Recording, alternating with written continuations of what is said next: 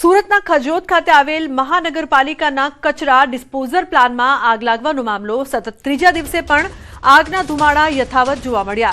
9 જેટલી ફાયરની ગાડી દ્વારા પાણીનો મારો કરવામાં આવી રહ્યો છે, તો પહેલા દિવસે 11 લાખ લીટર પાણીનો ઉપયોગ કરવામાં આવ્યો હતો, તો બીજા દિવસે 8 લાખ લીટર પાણીનો ઉપયોગ કરવામાં આવ્યો। હજુ પણ 24 કલાક બાદ આ આગ કાબૂમાં આવે તેવી શક્યતાઓ છે, તો આગને લઈને જીપીસીબીએ રિપોર્ટ માંગ્યો છે, તેમજ ઇજારદારને બ્લેકલિસ્ટ કરી નવી એજન્સીને કામ સોંપવા પાલિકાની તૈયારી છે। તો જીપીસીબીએ પાલિકાને નોટિસ ફટકારી છે। અગાઉ પણ મોટા ઢગલાઓને નાના પોકેટમાં વહેંચી માટીનું લેયરિંગ કરવા સૂચના આપી હતી, જેનો અમલ કરાયો ન હતો। હવે પાલિકા સાઇટને નાના સેક્ટરમાં વહેંચવાની કવાયત કરશે, જેથી ભવિષ્યમાં આગ મર્યાદિત વિસ્તારમાં રહે। 1 લાખ ટન કચરો ખાક થયો છે। પાલિકાના સર્વે મુજબ 8 લાખ ટનથી ઓછો કચરો હતો। પાલિકા પ્રતિ ટન 900 ચૂકવે છે, જેથી અંદાજે 4.50 કરોડથી 10 કરોડ રૂપિયા બાકી રહેલા ચૂકવણામાંથી કાપી લેવાશે। તો હજુ 24 કલાક બાદ આગ કાબૂમાં આવી શકે। અન્ય સમાચાર સુરતથી। સુરતના વેસુ વિસ્તારના વીઆઈપી ઝોનમાં આવેલા A1 અપાર્ટમેન્ટમાં એક બાળક ઘરમાં ફસાઈ જતા હડકંપ મચ્યો છે। ઘટનાની જાણ થતાં જ ફાયર વિભાગને બોલાવવામાં આવ્યો। ફાયર કર્મચારીઓએ તાત્કાલિક પહોંચી દરવાજાનો લોક તોડી બાળકને સુરક્ષિત બહાર કાઢ્યું હતું। બાળક સુરક્ષિત બહાર આવતા પરિવારજનો તેમજ ફાયર વિભાગે રાહતનો શ્વાસ લીધો હતો।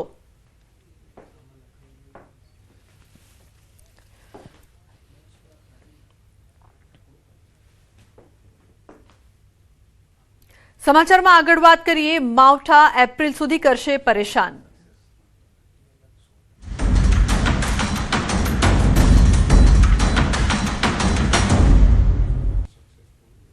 માવઠાને લઈને હવામાન વિભાગની આગાહી છે। ભારે પવન અને ગાજવીજ સાથે વરસાદની આગાહી કરવામાં આવી છે। 29 અને 30 માર્ચના કમોસમી વરસાદની આગાહી। 29 માર્ચે કચ્છ અને બનાસકાંઠામાં થંડરસ્ટોર્મ સાથે વરસાદની આગાહી કરવામાં આવી છે, તો 30 માર્ચે કચ્છ, બનાસકાંઠા, સાબરકાંઠા, અરવલ્લી, મહીસાગર, દાહોદમાં વરસાદની આગાહી। 2 અપર એર સાયક્લોનિક સર્ક્યુલેશન સક્રિય છે, તો વેસ્ટર્ન ડિસ્ટર્બન્સ પણ સક્રિય થશે। 28 અને 29 માર્ચે માછીમારોને દરિયો ન ખેડવાની સૂચના આપવામાં આવી છે।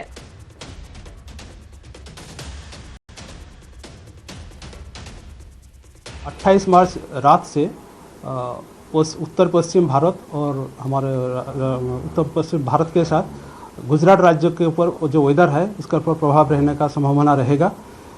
इसके कारण हम 29 और 30 मार्च को हम गुजरात राज्य के मेनली जो उत्तरीय जिला है इसमें हल्का बारिश के साथ thunderstorm with lightning gusting wind speed 30 to 40 kilometre yellow warning के साथ हम दे रहे हैं। 29 मार्च को जो जिला इसमें आइसोलेटेड इक्का दुक्का स्थानों में जो हल्का बारिश का संभावना रहेगा, इसमें है बनासकांठा और कच्छ के लिए। और 30 तारीख को जो जिला इसमें रहेगा कच्छ, बनासकांठा, साबरकांठा, अरावली, महासागर और दाहोद के लिए दिया गया है। इसमें थंडरस्टॉर्म का ऑलरेडी हमने बोल दिया है, थंडरस्टॉर्म का भी लाइटनिंग के साथ वार्निंग रहेगा। और जो उच्चतम तापमान है आज 24 घंटा तक कोई बड़ा बदलाव नहीं रहेगा। उसके आगे 2 से 3 डिग्री सेंटीग्रेड ग्रेजुअल फॉल रहेगा। और जो लघुत्तम तापमान है इसमें अगले 7 दिन कोई बड़ा बदलाव नहीं रहेगा।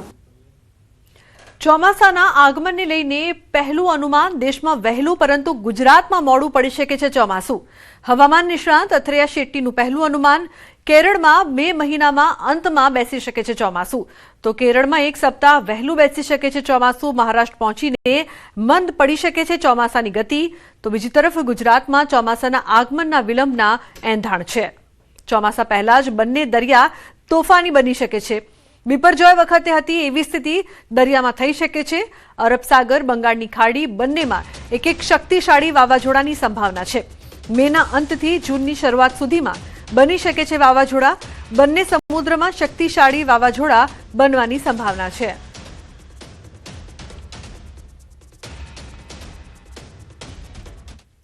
ગાંધીનગર કમલમ ખાતે નિરીક્ષકોની નિમણૂક માટે બેઠક। સ્થાનિક સ્વરાજની ચૂંટણી માટે ઉમેદવારની પસંદગી। મુખ્યમંત્રી ભૂપેન્દ્ર પટેલ અને પ્રદેશ પ્રમુખ જગદીશ વિશ્વકર્મા હાજર। ભાજપ નેતા આઈ કે જાડેજા પણ હાજર। ઉમેદવાર પસંદગી માટે ભાજપ મોકલશે નિરીક્ષકો। તો નિરીક્ષકો ફિલ્ડ પર જઈને ઉમેદવારોને સાંભળશે. જિલ્લા દીઠ 3 નિરીક્ષકો મૂકવામાં આવશે. નિરીક્ષકો સંભવિત ઉમેદવારોને સાંભળશે. નિરીક્ષકો સેન્સ લીધા બાદ ચૂંટણી સમિતિ સમક્ષ ઉમેદવારોની પેનલ મૂકશે. આખરે ચૂંટણી સમિતિ ઉમેદવાર પસંદગી પર મારશે આખરી મહોર.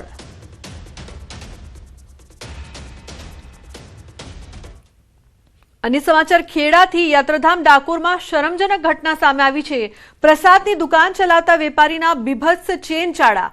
દુકાનદારો વચ્ચે બોલાચાલી દરમિયાનનો વિડીયો વાયરલ થઈ રહ્યો છે. દુકાનના ઓટલા પર ઊભા થઈ બીભત્સ હરકતો કરતા રોષ. મહિલાઓના પ્રવેશ ગેટ પાસે બેઠો હતો વેપારી. પવિત્ર સ્થળ પર વેપારીની હરકત સામે કડક કાર્યવાહી કરવામાં આવે તેવી માંગ ઉઠી છે. તો આ સમગ્ર ઘટના સામે આવી છે.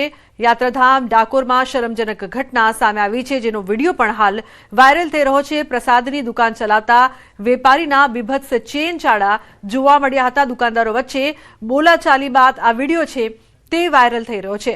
દુકાનના ઓટલા પર ઊભા થઈને બીભત્સ હરકતો કરવામાં આવી, જે બાદ રોષ પ્રવર્ત્યો છે. મહિલાઓના પ્રવેશ ગેટ પર બેઠીને આ વેપારી છે તે આ પ્રકારની હરકતો કરી રહ્યો હતો. તેની વિરુદ્ધ કોઈ કાર્યવાહી કરવામાં આવે તેવી તમામ લોકો માંગ કરી રહ્યા છે.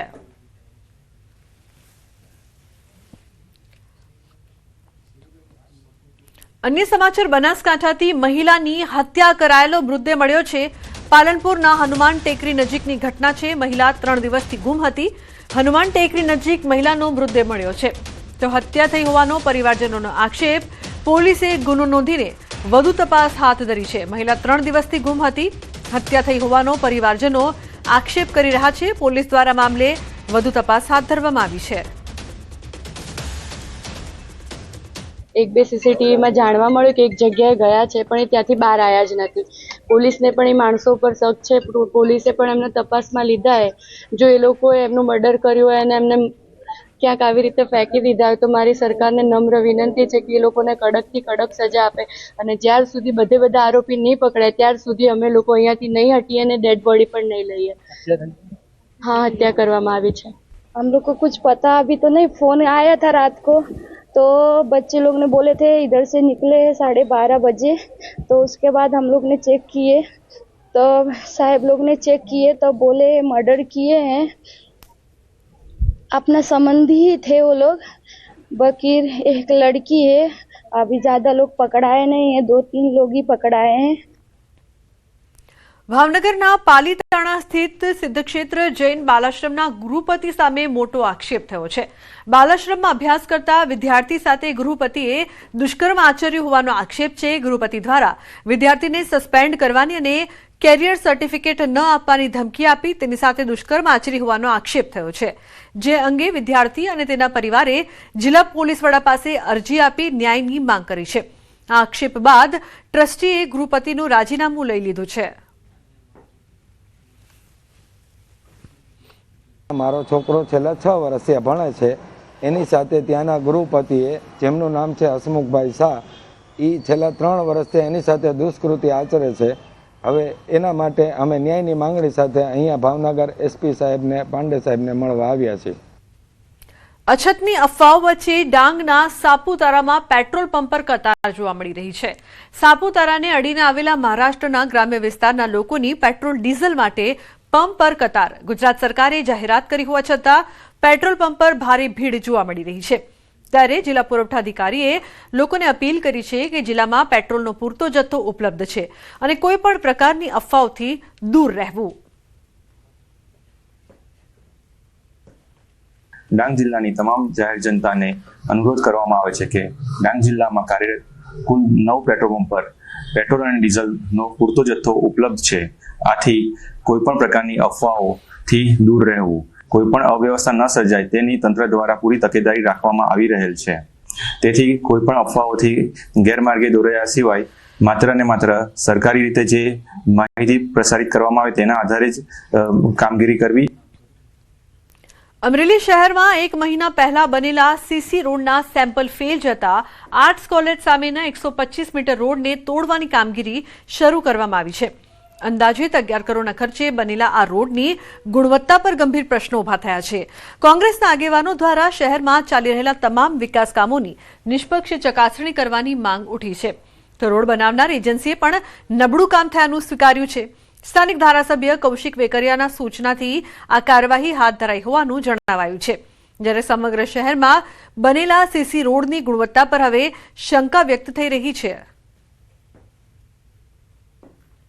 છેલ્લા 2 વર્ષમાં અમરેલી આખું ખોદી નાખ્યું છે અને ધૂળની ડમરીયું ઉડે છે. વેપારીઓ અને શહેરીજનો ત્રાહિમામ થઈ ગયા છે. 1 મહિના પહેલા હજી રોડ પૂરો થયો,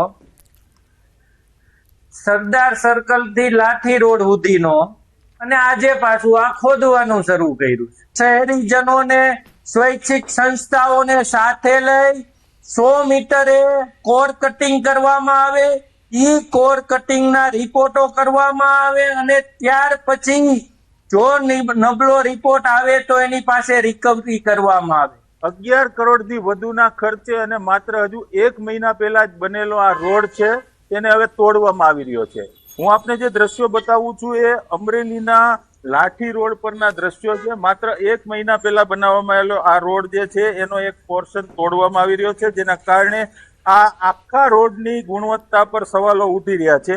આ સમગ્ર મામલે આ રોડ બનાવનાર જે એજન્સી છે VM સોજિત્રા એજન્સી, તેમની સાથે ન્યૂઝ 18 ગુજરાતીએ વાત કરી હતી. તેમણે સ્વીકાર્યું હતું કે આ રોડમાં કેટલાક ભાગમાં નબળું કામ થયું છે. તેમના જે સેમ્પલ લેવામાં આવ્યા હતા, કોર કટિંગ કરવામાં આવ્યું હતું, તે સેમ્પલ ફેલ થવાના કારણે અત્યારે આ 125 મીટરનો એક પોર્શન છે એ પોર્શન ફરી વખત બનાવવાની કામગીરી હાથ ધરવામાં આવી છે. તમામ કામોનું નિષ્પક્ષ રીતે પરીક્ષણ કરવાની પણ માંગ ઉઠાવી છે. રાજન ગઢિયા, ન્યૂઝ 18 ગુજરાતી, અમરેલી.